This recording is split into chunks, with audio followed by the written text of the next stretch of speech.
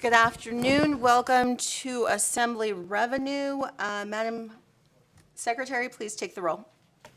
Assemblywoman Anderson. Present. Assemblywoman Benitez Thompson. Here. Assemblywoman Bilbray Axelrod. Here. Assemblywoman Considine. Present. Assemblyman Hafen. Here. Assemblywoman Kasama. Here. Assemblyman Miller. Here. Assemblyman O'Neill. Assemblyman Ortlicker. Here. Assemblyman Roberts. Here. Assemblyman Yeager. Here. Chair Cohen. And I am here. Some quick housekeeping. Please silence your electronic devices.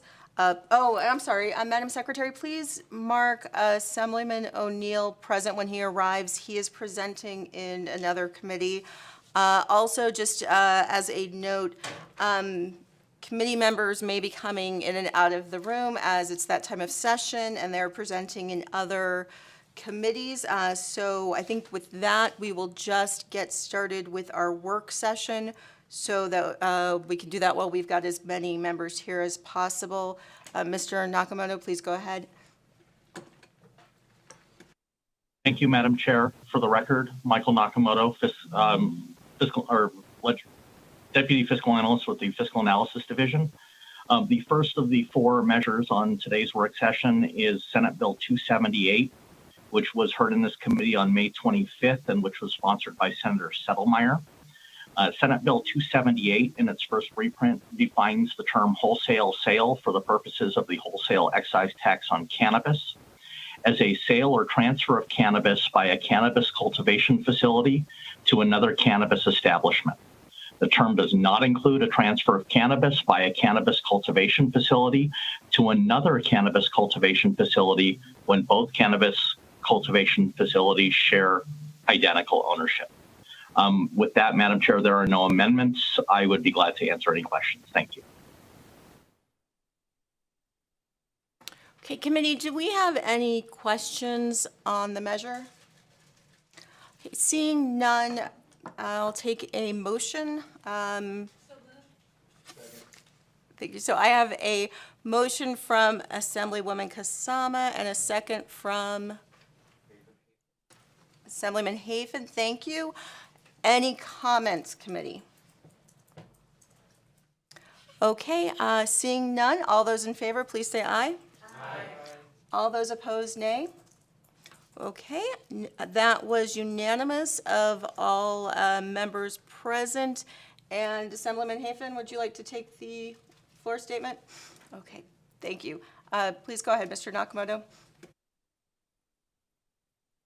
Thank you, Madam Chair. Again, for the record, Michael Nakamoto with the Fiscal Analysis Division.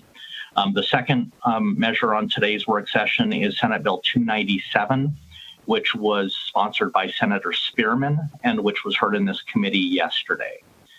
Senate Bill 297 in its second reprint makes various changes allowing for the development of community gardens and urban farms, including first requiring the Council on Food Security within the Division of Public and Behavioral Health of the Department of Health and Human Services to research and develop recommendations on community gardens and urban farms. Secondly, it allows counties to approve partial abatements of property taxes for parcels on which community gardens or urban farms are located. Third, it allows counties and cities to authorize the use of blighted land or other real property owned by the county or city for the purpose of community gardening or urban farming, and it sets forth certain guidelines that the county or city may follow in adopting an ordinance for the use of land in such a manner. And finally, it allows the director of the Department of Transportation to lease to a local government for $1 per year real property held in fee by the department that has been acquired by the department for use by the local government as a community garden or urban farm in certain circumstances. Again, Madam Chair, members of the committee, there are no amendments proposed for this. If there are any questions, I would be glad to answer them. Thank you. Thank you, Mr. Nakamoto. Do we have any questions? Okay, seeing none, I will take a motion. I have a motion from Assemblyman Miller. I have a second from Assemblywoman Bilbray Axelrod. Any discussion? Okay, seeing none, all those in favor, please say aye. Aye. Opposed, nay? Okay, I have a nay from The Vice Chair and Assemblywoman Bilbray Axelrod, would you like to take the floor statement? Okay. Next, bill, please, Mr. Nakamoto. Thank you, Madam Chair. Again, for the record, Michael Nakamoto with the Fiscal Analysis Division. The third on today's work session is Senate Bill 442, which was heard in this committee on May 25th and which was sponsored by the Senate Committee on Finance on behalf of the Governor's Office of Finance. Senate Bill 442, in its first reprint, prohibits the Governor's Office of Energy from accepting an application for a partial abatement of certain property taxes for a building or other structure that meets certain energy efficiency standards under the Green Building Rating System adopted by the Director of the Office on or after July 1st, 2021. The bill additionally prohibits the Director from altering or amending that Green Building Rating System after July 1st, 2021, and requires that the standards and ratings in effect on that date remain in effect.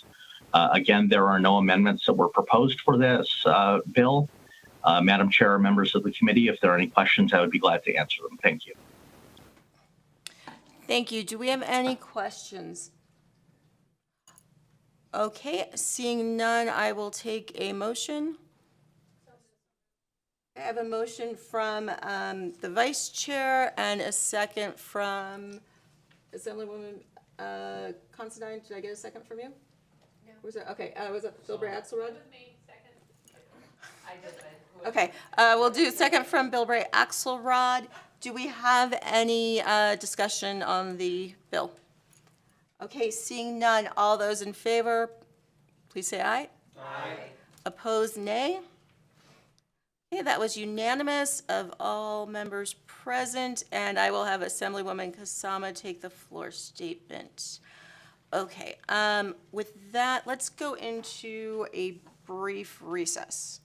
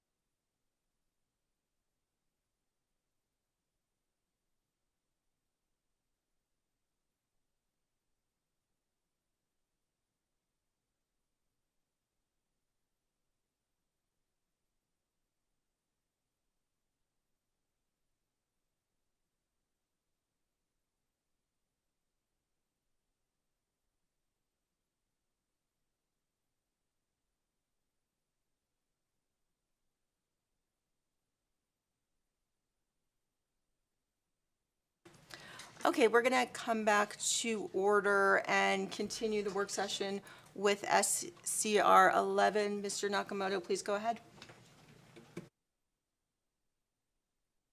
Thank you, Madam Chair. Again, for the record, Michael Nakamoto with the Fiscal Analysis Division. The last measure on today's work session is Senate Concurrent Resolution number 11, which was sponsored by the Senate Committee on Legislative Operations and Elections, and which was heard in this committee on May 25th. Senate Concurrent Resolution 11 creates a joint special committee to conduct a study of innovation zones. This committee shall, to the extent practicable, meet at least once a month to study without limitation the potential community and economic benefits of innovation zones and the impact of innovation zones on the following: economic development and job creation, workforce development, affordable housing, empowerment centers, regional water supplies, natural resources and the environment, counties and other forms of local government, and state and local revenues and the distribution of taxes. The Joint Special Committee shall, to the extent practicable, submit a report of the results of the study and any recommendations to the governor on or before December 31st, 2021, including without limitation whether no further action should be taken on innovation zones or whether legislation on innovation zones should be proposed during a regular or special session of the legislature. In the work session document that is located in Nellis, there are a series of amendments that have been submitted for consideration. The first, on page 2, line 17 of the resolution, it's number 5 of the impacts that would be studied.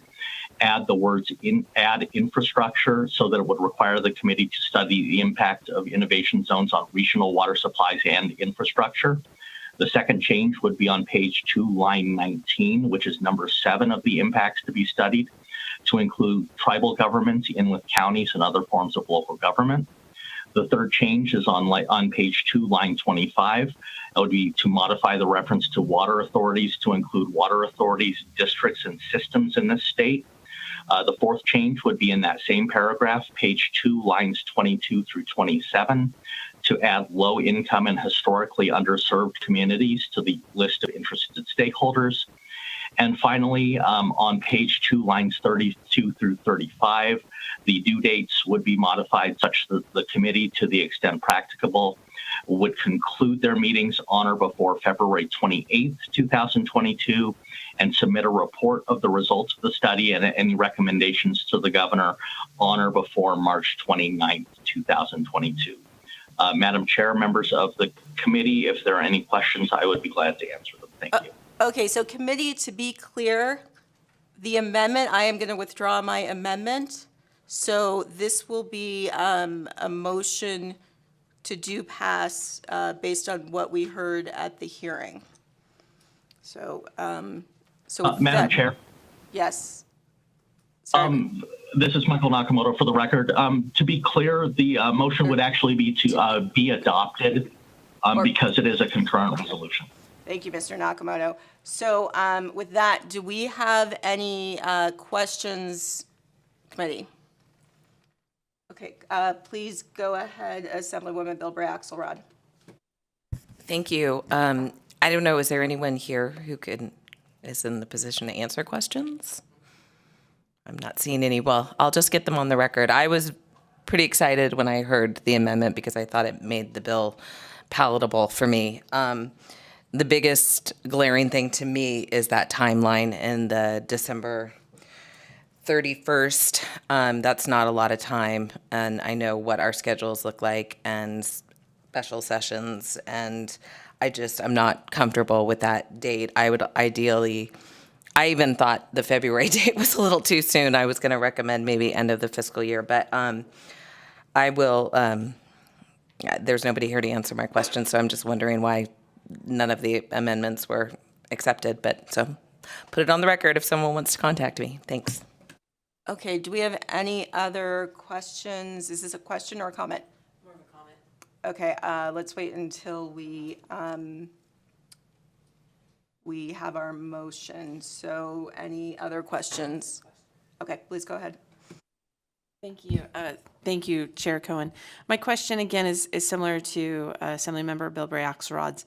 When I'm looking at line 34 of whichever page this is, which has the date with there, and it does say any recommendations to the governor on or before, including without limitation, I'm wondering if one of those possible recommendations could be that there is a need for more time.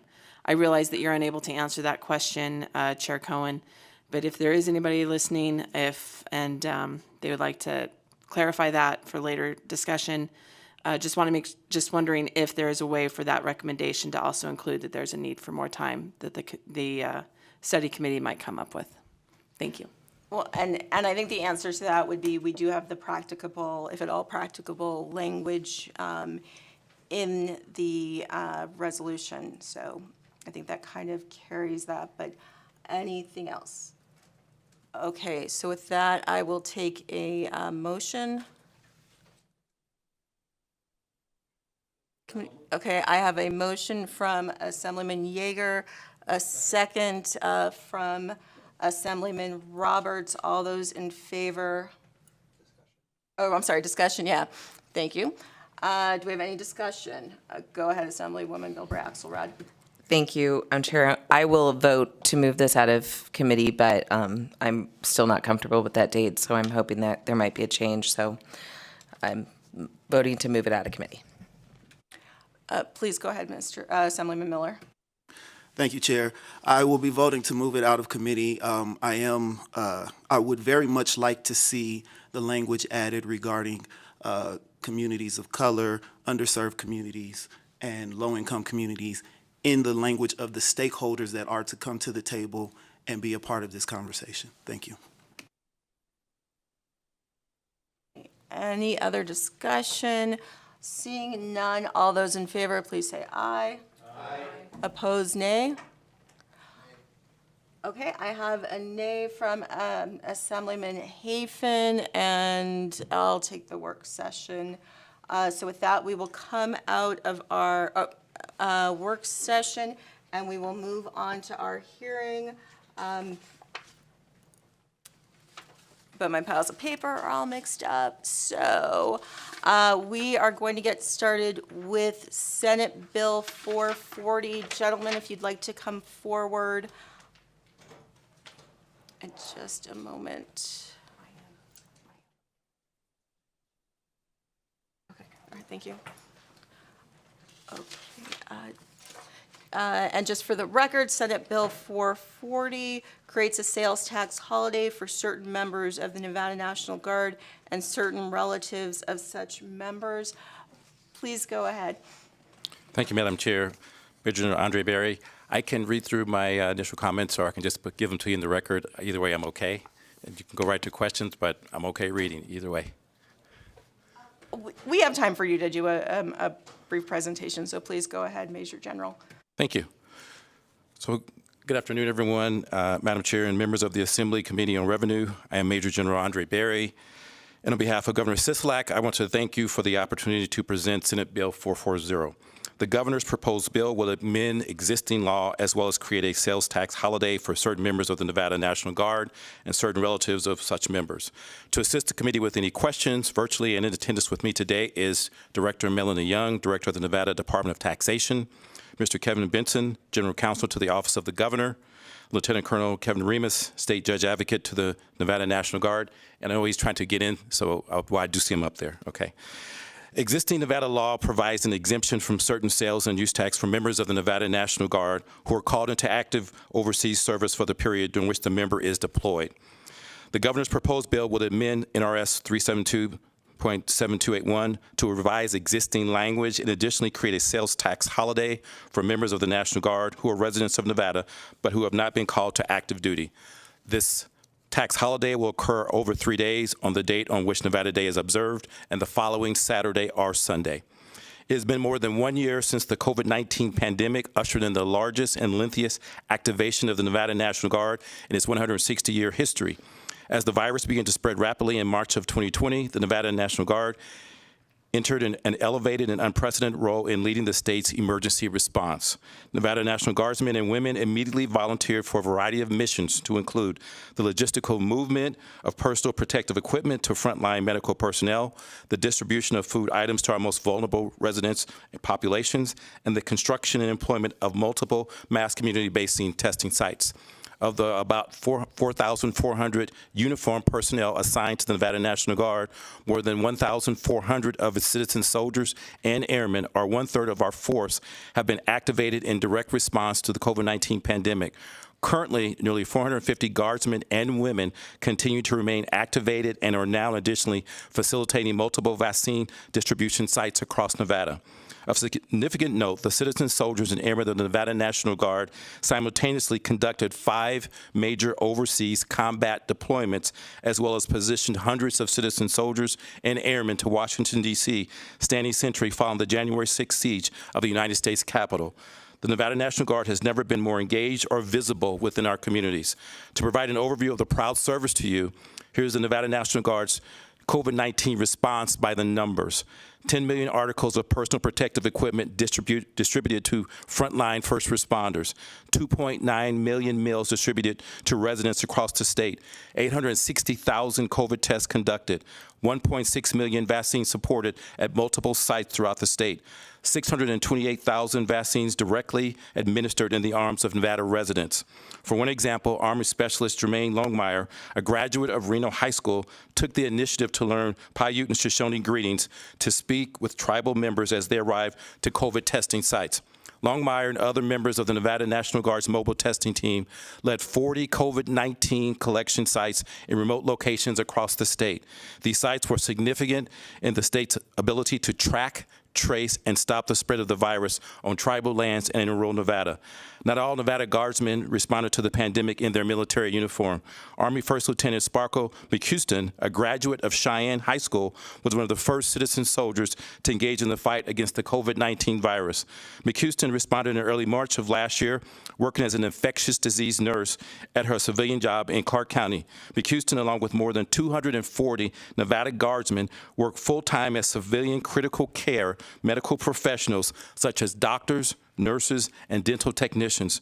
Members of the Nevada National Guard commit to military duty in a part-time status while balancing civilian employment, family lives, and higher education. Hundreds have been called away from full-time civilian jobs to assist the state's COVID-19 pandemic response. The state is indebted to their service before self. Although there will be a small fiscal impact in revenue to the state, there is no denying the indispensable role the Nevada National Guard has played during the state's critical time of need. The governor's bill and the tax holiday increase over the Nevada Day weekend is a much appreciated token of gratitude to the families of the men and women who have sacrificed so much during this pandemic.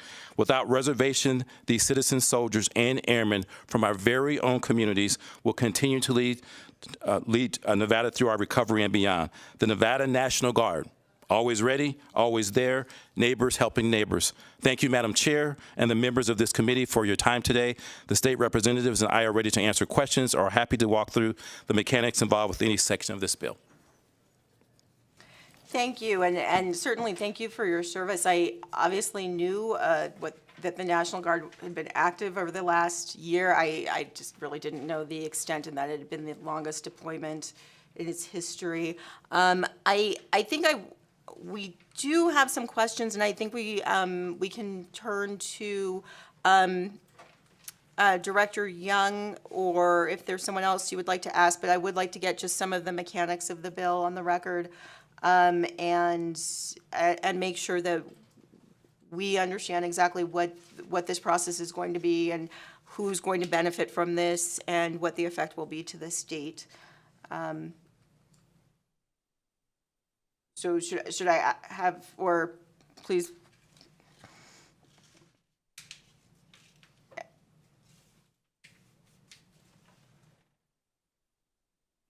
Assemblywoman Cohen, this is Melanie Young, Executive Director for the Nevada Department of Taxation.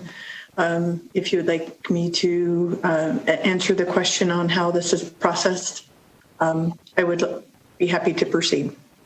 Thank you, Director. I think we do, do you want to let the Director answer, or would you prefer to answer?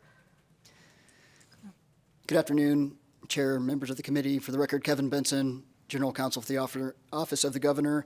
I'd be happy to walk through the mechanics of the bill first if you would prefer, or Director Young is available to answer any questions about the fiscal aspects of the bill.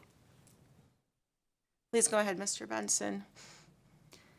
Thank you. So there are essentially two things that this bill does. One is it cleans up one of the existing exemptions for National Guard members that is in the existing law. And it changes some of the definitions in there for some of the terms to more properly align with the definitions as they are in the federal law. For example, the definition of active duty is referred to as it is in 10 U.S.C. 101 sub D. It also specifies that those National Guard members who are eligible for the existing exemption are eligible for that exemption for up to 30 days after they return from their overseas deployment. Because as you might imagine, if you are deployed overseas, it's awfully difficult to take advantage of a sales tax holiday, especially if you don't have a household member or somebody who can act on your behalf. So that is the first aspect of the bill. The second aspect of the bill is the exemption that General Berry spoke of, and that is the sales tax holiday on the Nevada Day holiday as it's observed and the following Saturday and Sunday. So it's essentially a 3-day, once-a-year tax holiday. And that can be found in subsection 1 of the bill and subsection 2, or excuse me, section 2 of the bill sets forth the mechanics for how that exemption is claimed. There's already an existing process in the statute for claiming the existing exemptions, where an application is filed with the Department of Taxation, and the Department of Taxation will issue a letter indicating that that person is entitled to that exemption. And I'm happy to answer any questions that the committee may have. Okay, committee, do we have any questions? Assemblywoman Anderson. Thank you, and thank you for the presentation and the information. My question is very quick, I hope. It has more to do with just the realities of it. So it is a member of the National Guard or their family member. They come into, let's just say Target, because I like to go to Target a lot. And do they still pay the tax and then get a refund, or is it that they present the letter at the same time and then it's just automatically exempt? I don't know if this is the appropriate place or not to ask that question of just the realities of how it will work of the process. Through you, Chair, to Assemblywoman Anderson, again, Kevin Benson for the record, the latter is how it would work. You would get the letter showing that you are exempt, and you would bring that to the retailer, and then the retailer would know that you are not to be charged tax on that purchase. Thank you. Committee, do we have any other questions? Okay. Yeah. Question.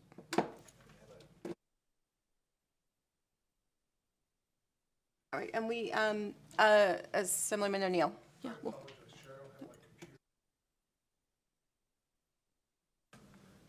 Thank you, Chair. Just for clarification, I just want to make sure, 2 questions. It's just the state part of a sales tax that would be subtracted from the price of the item, the 2%, correct? That's the way I'm reading it. I just want to make sure. Through you, Chair, to Assemblyman O'Neill, this is Kevin Benson again for the record. No, Assemblyman, it is the entire sales tax, both the state portion and the local portion. So it would be whatever the applicable tax rate is in that particular county. I believe Washoe is the highest at approximately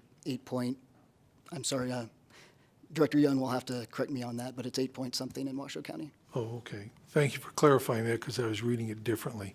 The second part, and there is no limitation. They could buy 6 Cadillacs, a couple Rolls Royces, and a Petit Philippe that day, correct? Again, Kevin Benson for the record. If their finances so allowed, then yes, that would be possible. The unfortunate part is our military are often taken advantage of, I know personally, on great credit, and I just had to ask that. Is there any, though, but seriously speaking, is there anything, though, besides good faith that they don't use this for resale later on? Or protection, I guess that's what I'm asking for. And I'd like to believe that it wouldn't happen, but I'm just curious because I know unfortunately there's always somebody that'll try to scheme something. Again, for the record, Kevin Benson, there's nothing built into the bill to address that. But General Berry, if you would like to address that, I defer to you. And through the chair to the Assemblyman, I would hope, that our members, we take an oath and we have values, and we would hope that they would follow the letter of the law in terms of what this is asking. Up to now, for those who have been deployed, we have not had any issues in terms of complaints or anybody coming back to us says there's been misuse. I will tell you that there have been incidents in the nation, but we have not had any in Nevada that I am aware of up to now. And it's because we've got the best guard around. And But may I say, Amen. would it be a violation, though, of military code at all? Do you know if it did come out that somebody was abusing it like that? Through the chair to the Assembly, Major General Andre Berry, yes, they would be subject to discipline if we have found out that they had misused the intent of this law. Thank you very much, Major. Thank you all for your service. I greatly appreciate it, having children also in active duty right now deployed, so thank you. Thank you for the time, Chair. I appreciate it. And gentlemen, please feel free to go directly to the member. And I think we have a question for Director Young. Okay, please go ahead, Assemblyman Yeager. Thank you so much, Madam Chair. And let me first just say thank you to the National Guard. When we came for the special session, I think the first one in July, I was plenty nervous about how this building was going to operate given the pandemic. And I can't tell you how much seeing the National Guard there with those tents popped up in the back of the building gave me comfort. And I knew that we were going to be just fine. So thank you for helping get us through a really trying time for the state. Certainly appreciate it. The question for Director Young is really just a technical question. I was reading in the bill, and I think I understand that the National Guard or a family member can apply for the exemption. I was just hoping at a really high level you could walk me through what exactly that looks like. Who do they provide documentation to? What does it look like on your end in terms of what you need them to provide to you? How long does that process take? If you could just kind of give me a sense of, from the taxation perspective, how you verify and provide that letter that's then provided to the retailer. Thank you, Assemblyman Yeager. Melanie Young, Executive Director for the Nevada Department of Taxation. We do currently, under NRS 372.7281 and NRS 374.7285, the department currently issues tax-exempt certificates for the sale of tangible personal property to Nevada National Guard members, as discussed earlier in the testimony. So what this does is the National Guard member provides a form to the department that is signed off by a supervising officer, and that form is submitted to the Department of Taxation, where we issue a letter to the Guard member who can utilize that letter in purchasing the items tax exempt. And I believe that answered all of your question. If I have not, please let me know. Thank you for the follow-up, Chair. And so I guess that letter gets issued to the member of the National Guard, and then the exemption in the bill also applies to somebody related who essentially lives in the same household. So does that person use the letter that's provided to the member and sort of validate that relationship to the retailer, or does the family member, each family member, get like a separate letter from the Department of Taxation? Thank you, Assemblyman Yeager, for the question. Melanie Young, for the record, we would anticipate that there would be a separate letter issued to each person in the household that they would be able to utilize, and the taxpayer who would be exempting the sale would be able to verify that information either through an ID and match it to the letter. Thank you. And Director Young, do you have the numbers for us on up to date, what we've seen as far as taking advantage of this by members? Thank you, Melanie Young, Executive Director, for the record. Thank you, Assemblywoman Cohen, for the question. And the Department of Taxation does not gather this information. So what would happen is a taxpayer would submit their tax return with an amount on that return that provides for exempted sales. And otherwise, the department would not know exactly who was purchasing that exempted sale, and otherwise it would happen through an audit is how we would determine. And we would look at the taxpayers' records to determine that they would have accurate information on that exempted sale. So it's unknown to the department how many of the National Guard members have utilized it to date. Okay, thank you. And then how would this work for online purchases?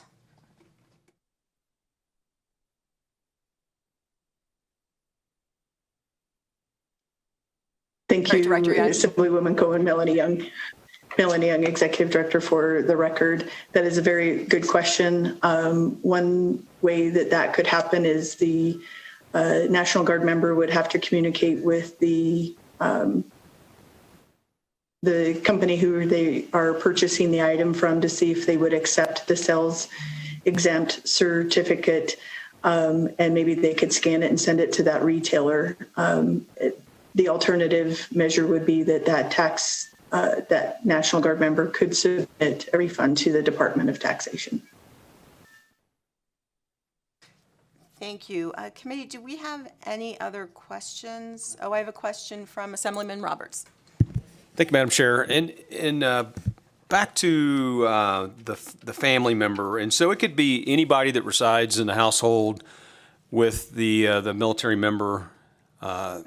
Is that basically the way I read this? They don't necessarily have to be a qualified dependent under the DOD. Like, for instance, you have to, like when I was active duty, you could qualify your mom or somebody if you were the caregiver for them. But this would apply to any family member as long as they live in the same household? Kevin Benson for the record. No, Assemblyman, it is restricted to a relative in the first degree of consanguinity. So that would mean an immediate family member, your spouse, your parent, or your child. And that mirrors the existing family member exemption in the existing law. Just a follow-up, and would that be regardless of age, whether or not they're dependent eligible or not? So I could have my adult child live with me. They're 25, which they would be ineligible to be a dependent under the Department of Defense, but they would be eligible under this. There's no age, again, Kevin Benson for the record, there's no age restriction within the bill itself. And as far as whether they qualify as a dependent under the National Guard's rules, I'll have to defer to Major General Berry. At this time, based off of your question, I do think there should be a limit in terms of the age, in terms of who should be eligible to utilize based off of this law. And in the military, based off of the dependent, it goes, there's under TRICARE, there's a certain age. And as I think through this, because that's a very good question, maybe we should pattern it after some of the existing military qualifications and benefits that a person is able to use. So just thinking through that, that's a pretty good question.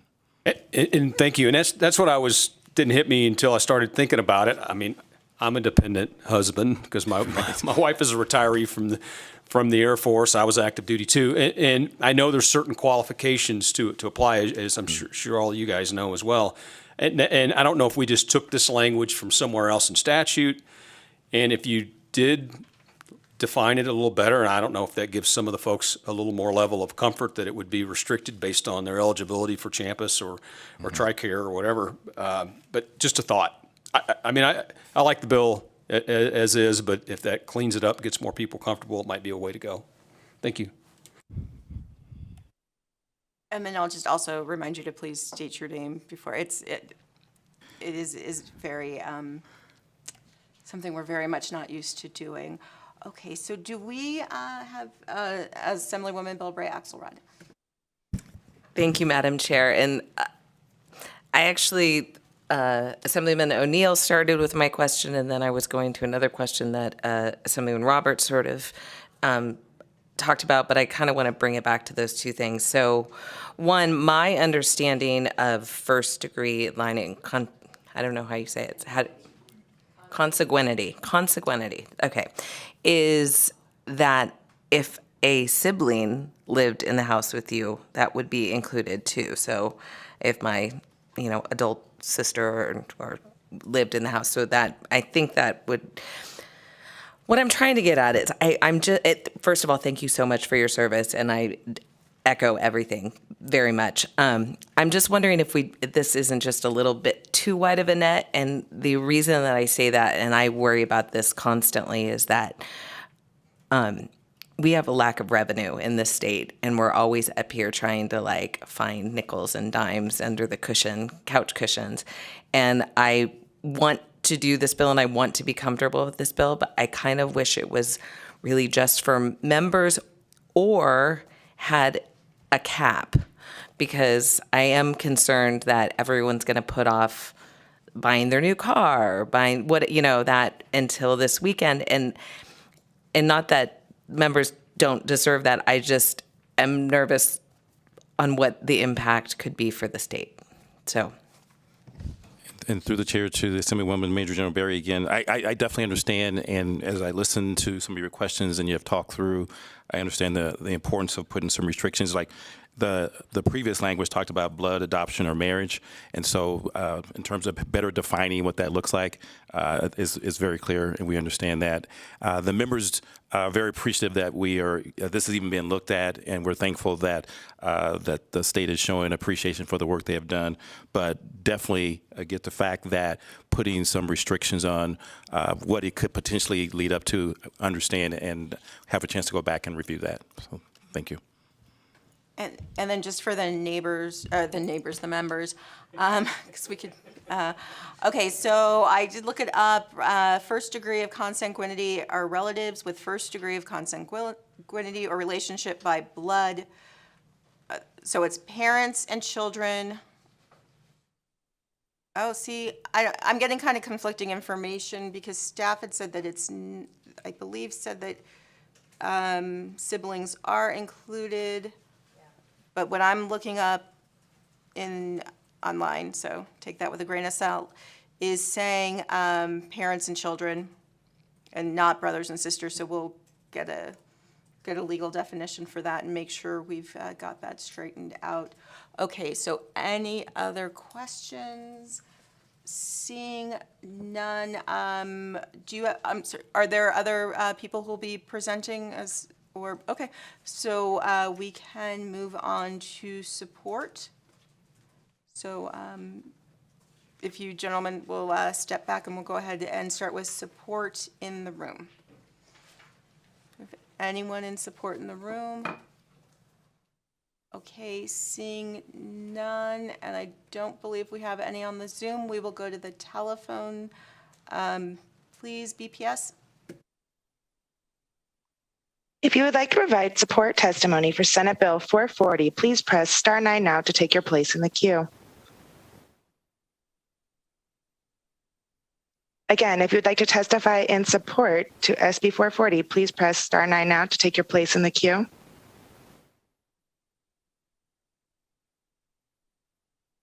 Chair, the public line is open and working. However, I do not have any callers at this time wishing to provide support.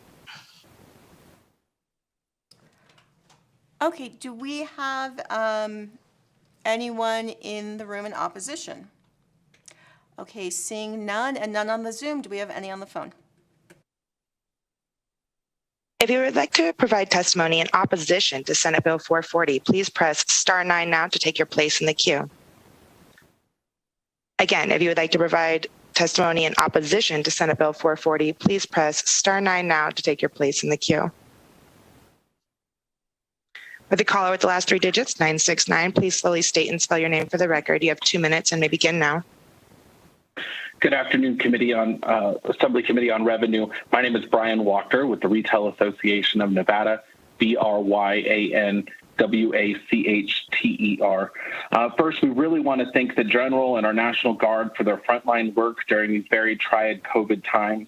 And we agree that providing the sales tax holiday is a great way for Nevada to be able to show its appreciation for the hard work that they've done over the last 15 months.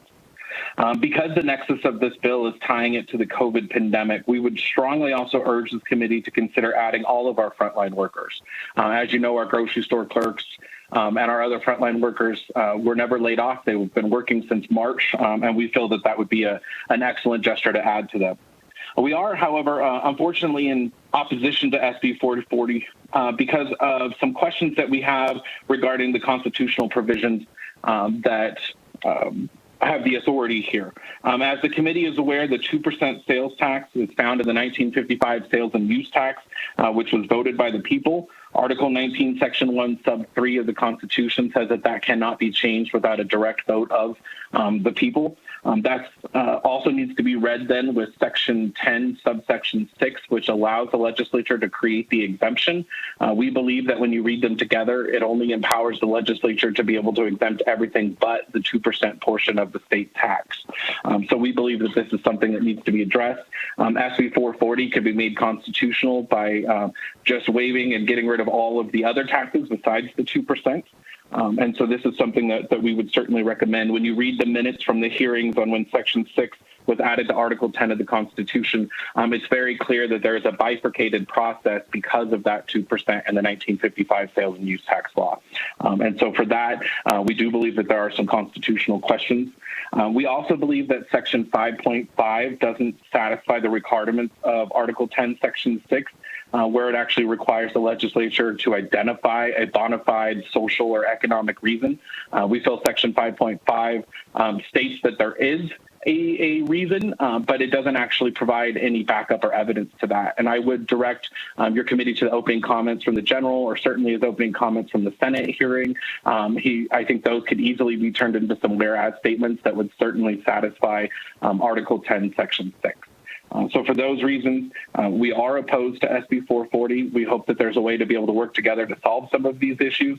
And ultimately, it would be nice if the legislature would consider a constitutional question removing the 1955 sales and use tax law from the Constitution. That would empower you to be able to make these decisions fully. And we would look forward to working with you in the future on expanding sales tax holidays to many different communities and categories in the next legislative session. So for that, we thank you, ma'am, and we appreciate your time.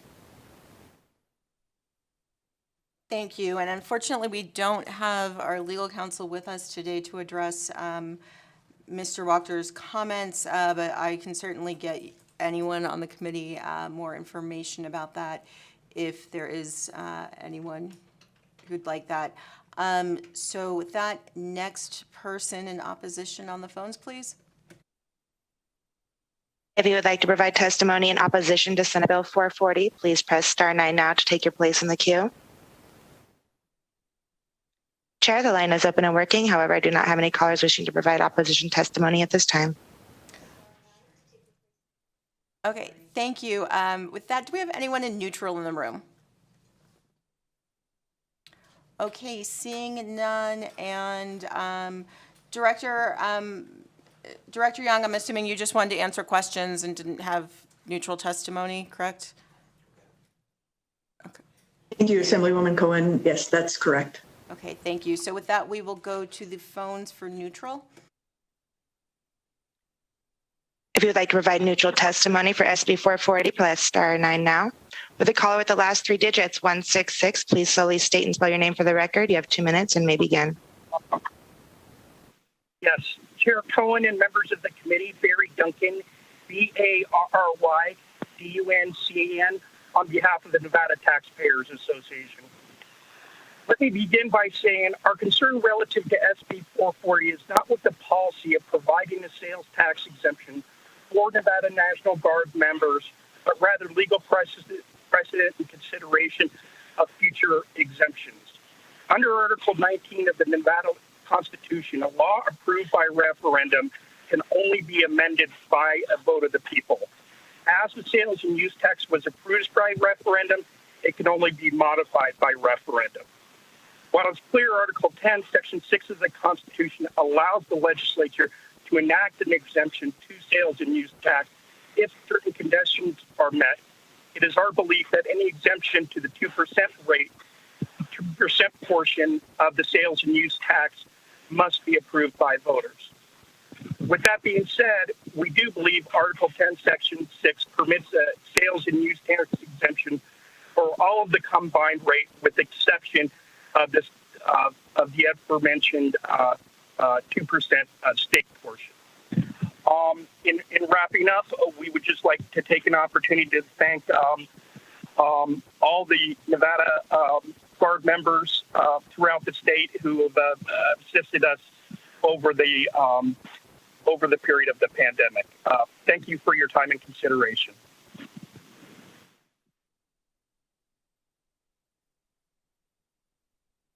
Thank you. Next person in neutral, please.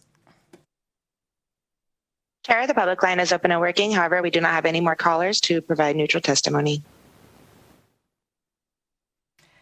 Thank you. Gentlemen, would you like to make any closing remarks?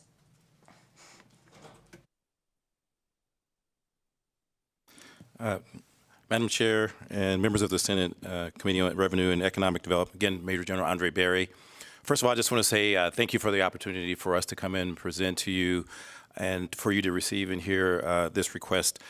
One of the things I just think is so important for our state to understand is that not only do the men and women of the Nevada National Guard serve domestically and abroad, but when you talk about the members of the Nevada National Guard, these are all ranks, and sometimes the perception may be that a lot of them are high wage earners, and we have members that are not in that category. We have a very young force, and so to be able to present and request that this sales tax exemption be passed will be a great benefit to our organization.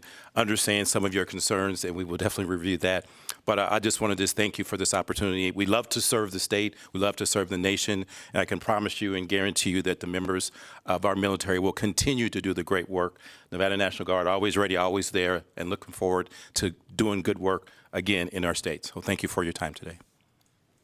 Thank you, Major General. I think we're all very appreciative of especially the work you've done in the last year, and know that we want to recognize that for the people who are serving us. So with that, I will call to a close the hearing on SB 440.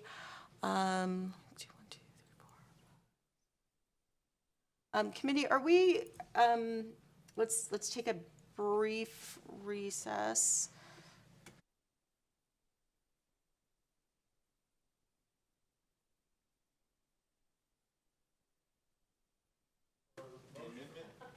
All right, and then, so with that, I think we're going to go into a work session on SB 440.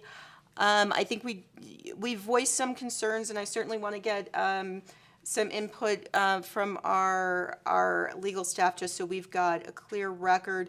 But in order to make sure that the bill is moving, it's probably the most expeditious thing is to pass it out, and then if there are any amendments necessary, we can make them over the next couple of days. So with that, I will take a motion to do pass. Okay, I have a motion from Assemblyman Roberts. I have a second from, second from Assemblywoman Considine. So do we have any questions, committee?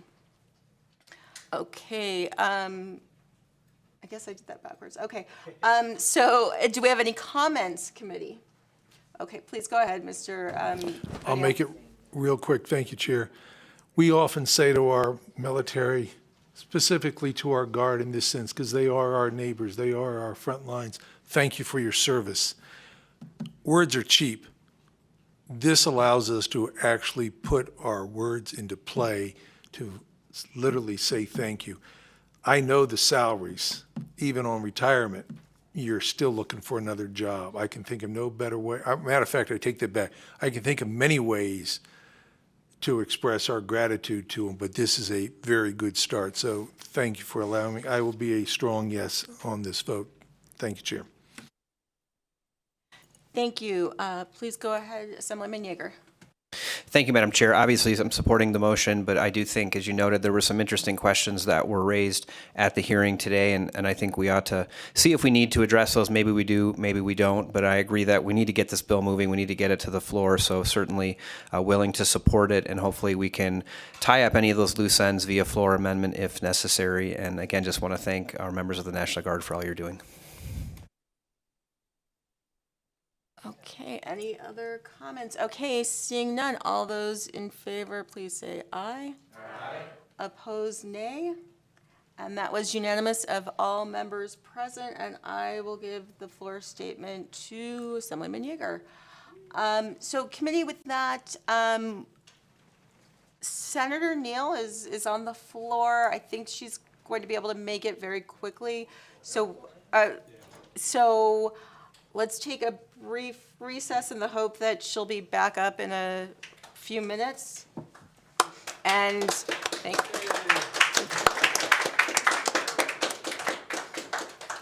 you. Okay, so with that, we're in recess.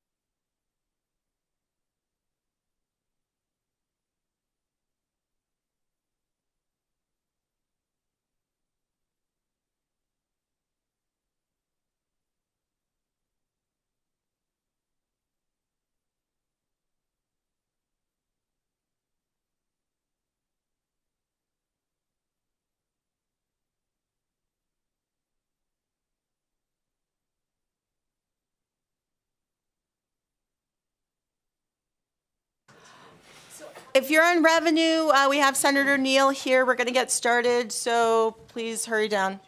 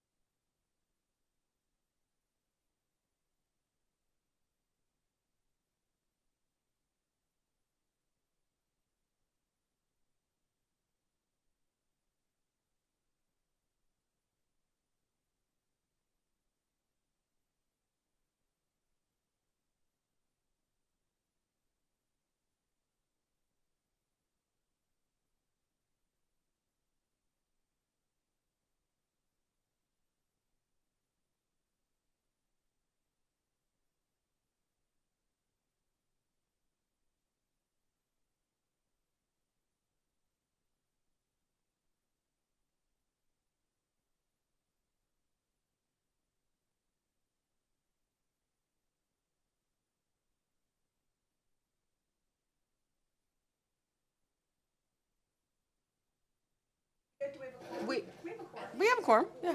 Okay, so we are going to come out of recess, and Senator Neal, please come up. We're going to open up the hearing on Senate Bill, what number? 389.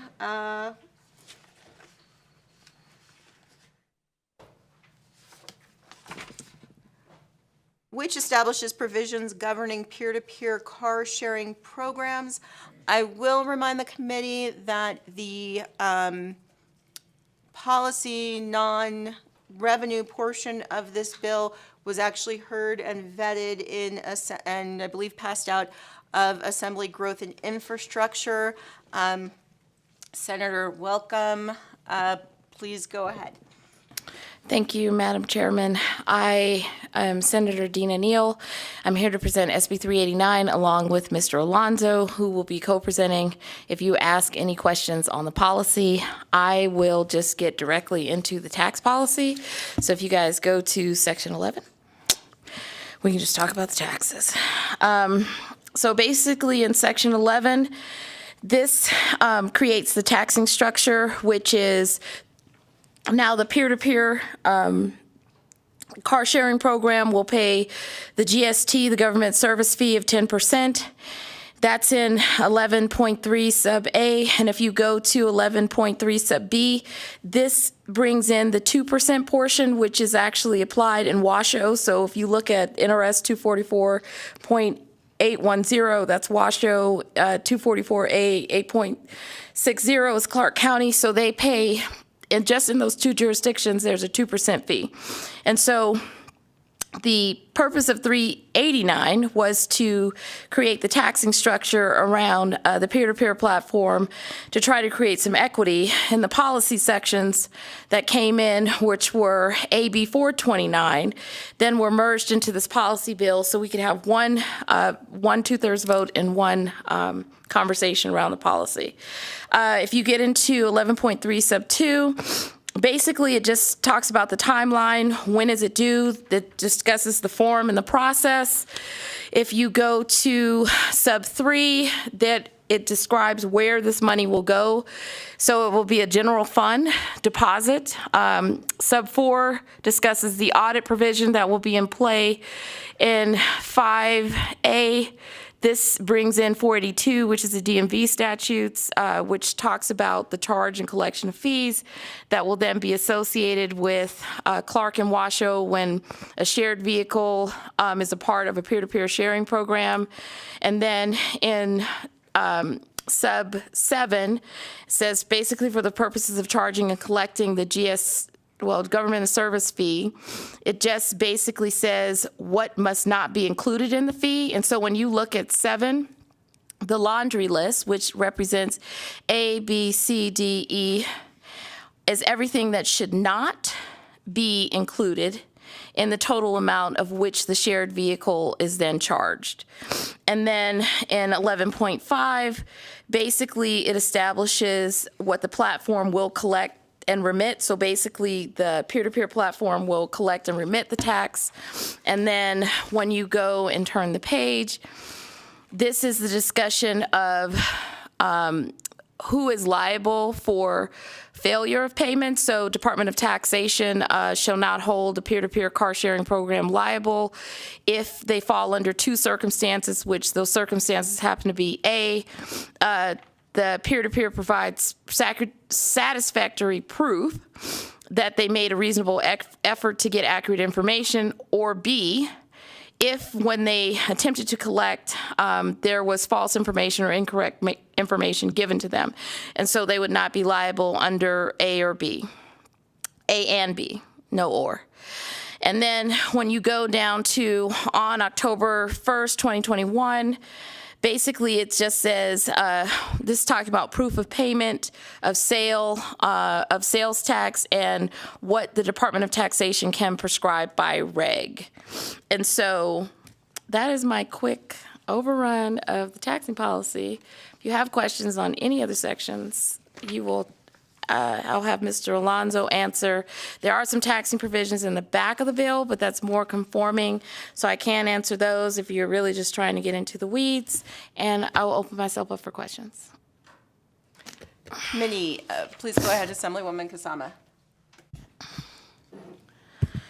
Thank you. So just a big, broad overview. I know we have people out there that are just, putting their cars out there on these websites, and so we've had no collection of those thus far. So this bill is to try and reel it in and collect taxes. And so the taxes on this, does it pretty much mirror what the rental car companies are paying?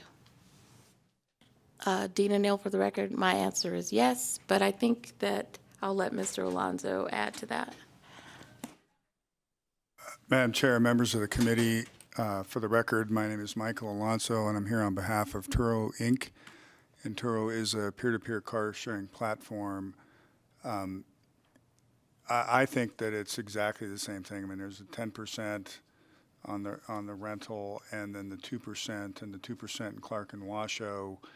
The sales tax piece of it is, under existing Nevada law, somebody can go to the Department of Taxation and get a sales tax or a permit, and then get a reseller certificate if they're going to put the car or other personal property, it's not limited to cars, on a rental or lease program, and then they have to collect it on that stream. And so, as Senator Neal spoke about this, I mean, we're there to certify that they've paid the sales tax when they purchased the vehicle, because in our case, we believe most of the people are going to pay those sales taxes when they purchase the vehicle. But if they don't, then the peer-to-peer car sharing platform would collect and remit on the transaction-by-transaction basis going forward.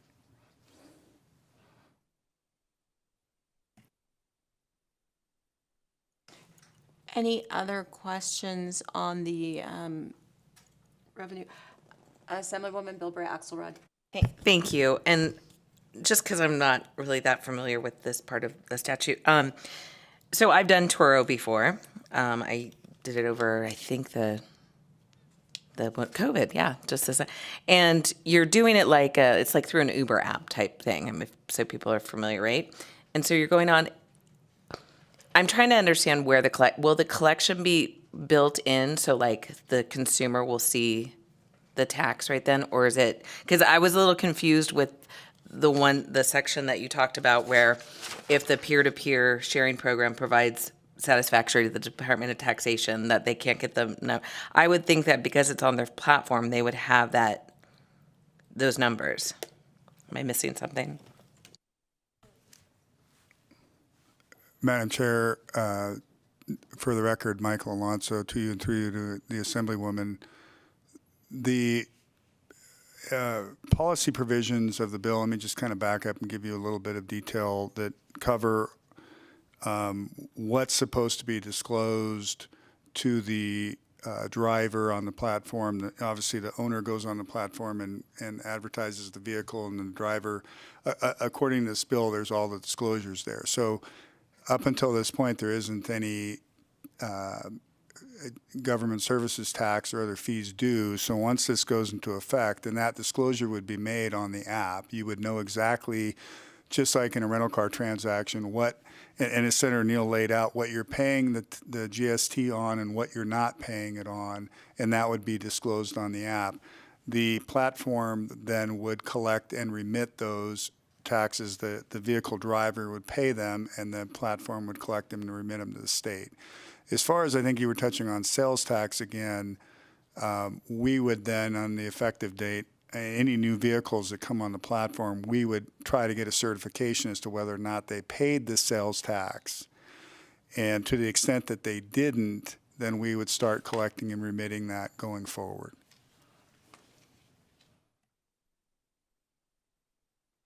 Hey, committee, do we have any other questions on the tax policy here?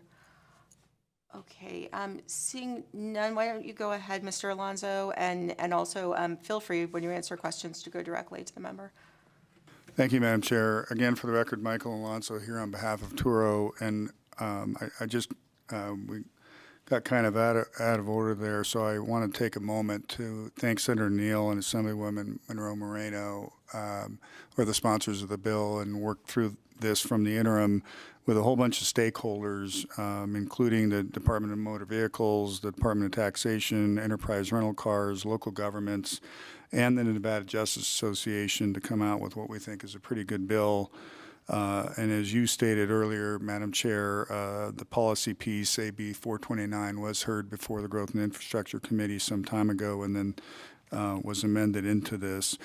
Basically, what the policy piece does, I mean, there's sort of a couple of major parts to it. There is the registration and licensing by the Department of Motor Vehicles of the platform and all of the things that go with that, which we can go into detail, but the bill is pretty specific about what is required. Application has to be filed. The Department of Motor Vehicles can pass regulations to clarify even more on what will happen in terms of the registration, potential discipline, renewal of those licenses, the registration fees, the renewal fees. The other biggest part of the bill is the insurance provisions and the liability provisions and consumer protections. And I just want to take a moment to say the language in 429 that covers the insurance provisions and the consumer protections came out of the NCOIL model legislation that was approved by NCOIL after stakeholder meetings between insurance companies, peer-to-peer platforms, and the rental car industry. And so all of that was vetted. And the one I think really important issue here is on the insurance piece. It is intended and written so that there's never a gap in coverage, right? There's the car sharing time, and I think that's the most important piece, is what happens with the insurance provisions to make sure that the parties are protected. And in working with the Nevada Justice Association, we ended up with essentially twice the limits, the minimum requirements of the state of Nevada in terms of what the insurance policies have to provide. And I'd be happy to answer any other specific questions if I can. I have a question from the Vice Chair.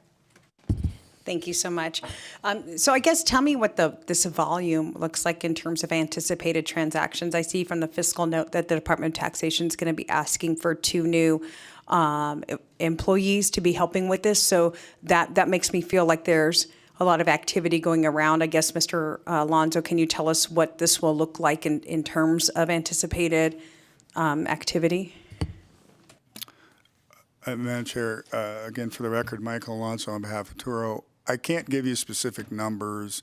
I know that fiscal staff worked with some of the parties and looked at it. Turo's obviously one of the larger ones that has been around for a while and is active in Nevada, but there are a half dozen to a dozen peer-to-peer car sharing companies. There's 2 additional ones that are represented here, and we're part of the coalition. Avail, which is owned primarily by Allstate Insurance Company, and that was part of the whole process. And NCOIL, I mean, the insurance companies were very involved. And then Fluid Trucks, which is more specialized and actually has, and I believe Kyle Davis is still here, and he can speak to that. But there's, it's hard to tell you because I think some of them are waiting until this regulatory environment gets created to come here. But I think there's not any issue in terms of the fiscal note, whether or not there'll be the revenue to cover that. So, Senator Dina Neal, for the record, I know Mr. Ginna did. I think it was somewhere a little bit around, the estimate was around $1 million based on the information that we have. But I'll have Mr. Gendon talk about the estimate that he used based on some confidential conversations. Mr. Gendon? And real quick, I'll preference, that was going to be my next question was, I know that there's information that we can't have because it's proprietary, but oftentimes our staff will ask for that just to help sort things out in the back end. So I was imagining that conversation had happened by now so that we could so that on the back end, we can make sure that we were estimating and ballparking with the best knowledge that we could, the best proprietary knowledge that we could. Please go ahead, Mr. Gendon. Thank you, Madam Chair. For the record, Russell Gendon, Principal Deputy Fiscal Analyst with the Fiscal Analysis Division. As Mr. Alonso stated, that we were able to have conversations with some of the representatives from this industry, and they were willing to share some information for your staff's use and consideration, as well as we spent time trying to go out and look at the vehicles that are currently available on a website such as the platforms such as Turo, and the types and number of cars that were being listed on the site in Clark and Washoe County as our 2 largest counties, and sort of the average rental price. And so obviously this is a difficult thing to estimate without any real world actual information. But based on all that information that we were able to obtain and take into consideration, we believe it's approximately around $1 million a year. This is for the state general fund, 10% portion. We did not have the ability to really try and estimate what it would be for Clark and Washoe for the 2% portions that have been referenced. Thus, again, we think that it could be around $1 million. Clearly, it could be higher or lower as things roll out, especially we have to remember that we're not in probably the normal economy that we would be because of the pandemic influence on it. But then for FY 2022, due to the October 1st effective date, then it would be approximately $750,000. So thus, if this bill is approved and signed by the governor, then your fiscal staff would make an adjustment to the economic forms forecast sheets for the short-term car rental tax of the $750,000 for FY 2022 and $1 million for FY 2023. Thank you so much. I appreciate this. I hadn't been on the site, so I'm looking at it. I have no idea what a Polaris slingshot is. Is that like a car? That's like a doesn't have enough wheels. There are three-wheeled trike. So I guess that's what I needed to hear from tax staff, was that we had enough information to get a hold of what this market might look like for us. I appreciate the response. Thank you. Any other questions? Okay.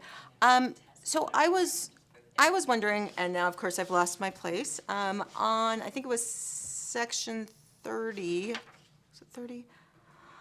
The list of things that, information that's going to be provided to the director included locations of pickup and drop-off. What's the intent of having that information for the director? And I can see if I can try to find it again.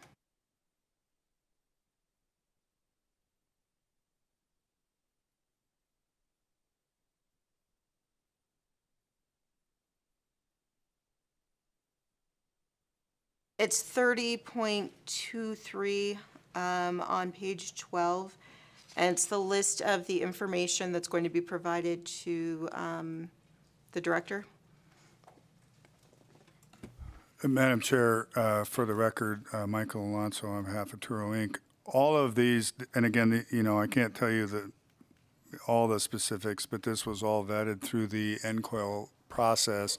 And I believe all of this has to do with potential claims and the insurance, because of the different insurance coverages. You have the owner's coverage, obviously, up until the point where the car is passed off. Then Turo's coverage, or the platform's coverage, would kick in during the car sharing time. And then once that ends, the termination time, then the vehicle owner's insurance would kick back in again. So I think all of this is related to trying to make sure that you keep the records of when it started and when it stopped, and where, and all of this came out of the NCOIL model legislation. Okay, thank you. I was. Madam Chair, Go ahead. Madam Chair, sorry, just as your staff, this is Russell Ginden. And I just wanted to point out that when we're reading the word director here, this bill adds a new chapter to the Title 43. So the director would be the Director of Department of Motor Vehicles, not Melanie Young, Director of Department of Taxation. So I just wanted to provide that, because I think then it gives a different context to the response by Mr. Alonso in terms of, the policy side of this, not the tax side of it, that's going on for the reporting to the Department of Motor Vehicles. Thank you for that. I guess I was kind of wondering if that was trying to capture the information about, I know some of the people who are doing this, or they're dropping off at airports, they're doing things like that. They're using our basically something that belongs to all of us in their business transactions. So I was wondering if it was kind of related to that, and getting an idea.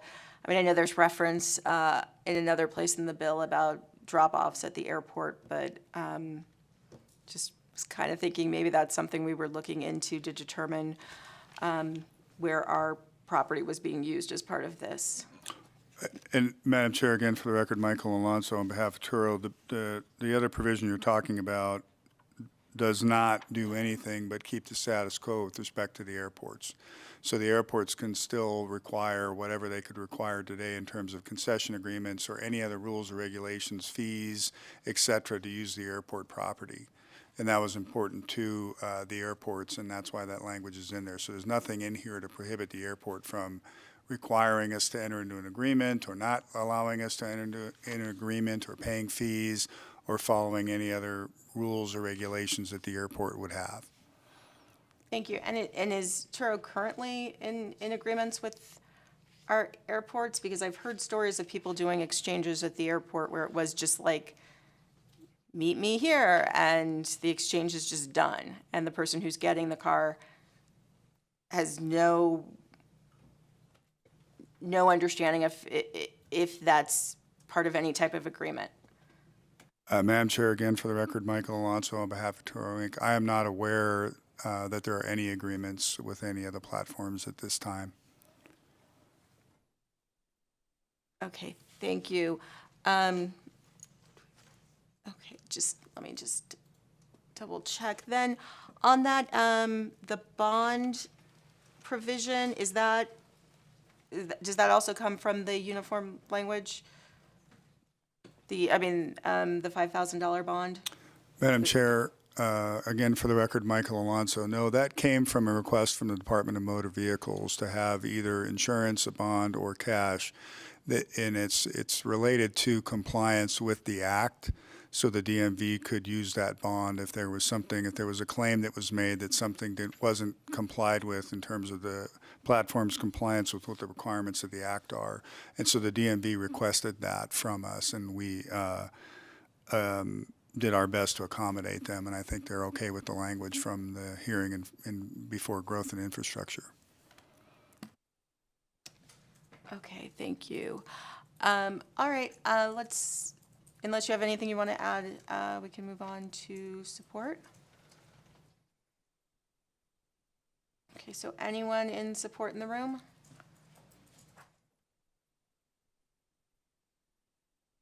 Please go ahead. Good evening, Madam Chair and committee members. Matt Walker on behalf of Enterprise. Just want to express our support. Parity in taxation is important to us. I also wanted to express that in other states this has been a much more extended and sometimes contentious conversation. And so the bill sponsor and her clarity of purpose and the professionalism of Mr. Alonso made this a lot cleaner and simpler process, and we're very appreciative of both of them. Thank you. Please go ahead. Thank you, Madam Chair, members of the committee. For the record, my name is Kyle Davis, today on behalf of Fluid Truck. Fluid Truck is a peer-to-peer truck sharing platform providing trucks and things that you can use, for hauling or your business or anything along those lines.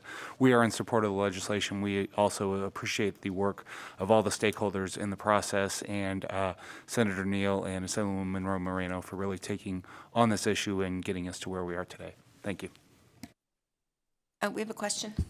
So are they like trucks for moving fluid? Madam Chair, Kyle Davis again for the record.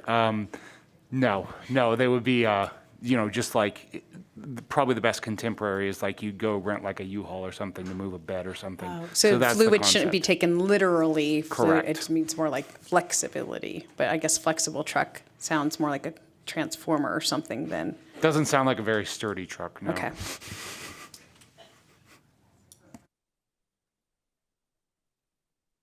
Okay, thank you. Yeah, I think we're good. Anyone else in the room in support? Okay, seeing no one on Zoom, we'll go to the phones, please. Chair, the public line is open and working. However, we do not have any callers for support at this time. Okay, anyone in opposition in the room? All right, seeing none and seeing none on the Zoom, we will go to the phones. Chair, the public line is open and working. However, we do not have any callers for opposition at this time. Anyone in neutral in the room? Seeing none and seeing none on the Zoom. And just speak up if you do have any comment, Director Young. But seeing none, okay, thank you. Seeing none on the Zoom, we will go to the phones, please, for neutral. Chair, the line is open and working. However, there are no callers for neutral at this time. Okay, would you like to make a closing statement? Thank you, Madam Chair, for hearing this bill. And hopefully, if you guys can support this measure, because it will create the regulatory structure and the tax parity. And I just want to say that if there is a figurative Optimus Prime that starts doing peer-to-peer, we need to be worried. Thank you. So let's take a very brief recess.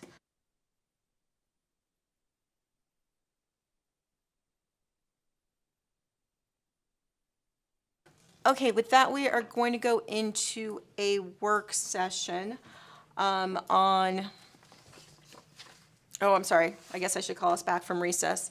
So we're back from recess. We're going to go into a work session on Senate Bill 389. Committee, do we have any questions? Okay, I will take a motion to do pass. Okay, I have a motion from Assemblyman Miller and a second from Assemblywoman Bilbray Axelrod. Do we have any discussion? Oh, please go ahead. Thank you, Madam Chair. Certainly going to support the measure. I just want to thank the sponsor of both this part of the bill and our colleague in the Assembly, because I first heard about this issue maybe a year ago, and to be honest, I was like, wow, this is going to be really contentious. And so I think the fact that we are where we are speaks to the work that was done and the party's getting this right. So I believe in tax parity. I think this is going to be great for the state, and I will enthusiastically support. Thank you. Please go ahead, Assemblyman O'Neill. Thank you, Chair. I'm going to be a yes for now. I need a little more time to digest. I've got to admit, this is a brand new thing to me. I know what a slingshot is because I've ridden them. But the peer-to-peer, that loaning thing, I'll be yes. I just need a reserve for right now, if I may, Chair. And certainly you have every right to, all members do. And I'll just remind you that if there is going to be a change in your vote before we get to floor, please let me know. And then I'll also just remind you, I think this is one of those issues where it's already there. It's about having some regulation to keep us safe, to keep our citizens safe, and then also making sure that the revenue portion is also taken care of, because these cars are on our roads. These cars are, putting carbon dioxide into our air, and a lot of them are using our airports. is the one thing I know about this whole system. But okay, seeing no other discussion, all those in favor, please say aye. Aye. Opposed, nay. Okay, and that passed unanimously of all present, and I will give the floor statement to Assemblyman Ortlicker. So we will come out of the work session, and with that, I think we do have our legal counsel, Brian Fernley, able to join us via Zoom to comment on the issues that were raised on SB 440 and the legality of and the constitutionality of those provisions. Don't see him yet, so if Mr. Fernley can get on the Zoom, and we'll just go into a brief recess while he's doing that.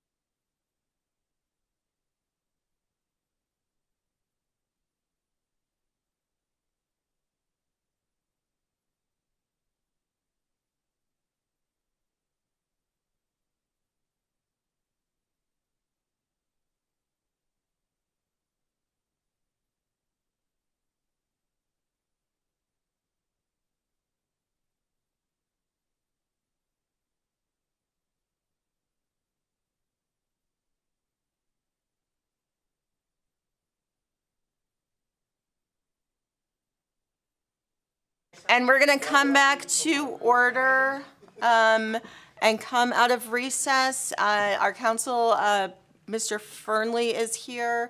So, Mr. Fernley, can you please address the issues that were raised with the hearing for Senate Bill 440 and the constitutionality of the bill? Yes, thank you. With respect to Senate Bill 440, the first issue that was raised was whether the bill would require a vote of the people in order to be enacted. Article 19, whether the bill would require a vote of the people to approve the exemption for the state 2% rate. Article 19, Section 2 of the Nevada Constitution governs the referendum process in Nevada, and it provides that if the voters approve a statute at a referendum election, the statute cannot be amended except by a direct vote of the people. As has been stated in the bill hearing, the Sales and Use Tax Act of 1955, which established the 2% sales and use tax that goes into the state general fund, was approved by a referendum of the voters at the general election in 1956, and thus is not subject to legislative amendment or repeal unless there is a vote of the people. However, based on a referendum of the voters in 1979, which repealed various administrative provisions of the Sales and Use Tax Act and reenacted them, the legislature does have the authority to enact provisions related to the administration of the Sales and Use Tax Act. Again, that's the 2% portion of the sales tax that goes into the state general fund. The legislature does have the authority to amend administrative provisions of that act without a referendum. And you will see in Chapter 372 of NRS, there are various provisions that refer to the administration of the chapter. And generally, we start those sections with language such as in administering the provisions of this chapter, and then state what the administrative interpretation is. One of those provisions is the provision that administratively extended the exemption for the state and its political subdivisions to members of the National Guard. And this exemption for the state was administratively extended to the members of the National Guard based on their service to the state, and this was done in 2005 by the legislature without a vote of the people. And it is codified now in NRS 372.7281, which is the provision being amended by SB 440. SB 440 amends this administrative provision by further administratively extending the exemption that is provided for the state and its political subdivisions. Because this is an administrative provision of the Sales and Use Tax Act, it is the opinion of our office that the legislature has the authority to enact SB 440 without submitting it to a vote of the people. The second question concerned whether the legislative findings contained in Section 5.5 of the bill comply with Article 10, Section 6. Article 10, Section 6 requires that in enacting exemptions from the sales and use tax, the legislature make the findings set forth in that section. Under well-established case law, legislatures are generally given great deference by the courts in determining matters of public policy and what is in the public interest and what is not. Based on the testimony provided on SB 440, the legislature would have a rational basis to conclude that the findings required by Article 4 or Article 10, Section 6 could be made. Section 5.5 merely states that the legislature has made those conclusions, and the legislature would be entitled to deference on those conclusions. And there is definitely a rational basis to support those conclusions based on the testimony provided on the bill.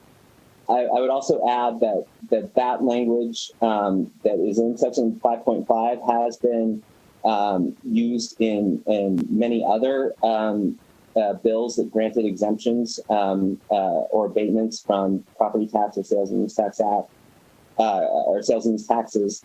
So this finding this provision is definitely consistent with how the legislature has interpreted Article 10, Section 6 in the past. I can just give a brief list of those bills. AB 5.2 in 2009, AB 33 in 2013, SB 400, AB 138, SB 281, all in 2013, SB 1 of a special session in 2014, SB 170, and AB 161 in 2015, SB 1 in 2015 special session, SB 415 in 2017, and SB 352 in 2017. All of those bills had this this language making this finding, and did not have further whereas clauses because the reason for those findings was stated in the committee hearings. Similarly, for SB 440, the reasons for the enactment of the exemption were stated in the bill hearing and have been, and the legislature has made the findings required by Article 10, Section 6 in Section 5.5 of the bill. Thank you. Thank you so much, Mr. Fernley. It was extremely thorough, especially for being done on the fly. Okay, just quick check. Do we have any questions? Okay, seeing none, thank you very much. And with that, we will move on to public comment. As a reminder, public comment will be 2 minutes per person. And BPS, if we can have the first person. Chair, the public line is open and working. However, we do not have any callers at this time. Okay, thank you, BPS. So with that, committee will be closing out the hearing. I don't know if we're going to have any other hearings before sine die, but we are agendizing, and so just stay close and we'll let you know. So with that, we, and again, thank you very much to our staff who is working very hard, especially this weekend. So with that, we are adjourned. Thank you.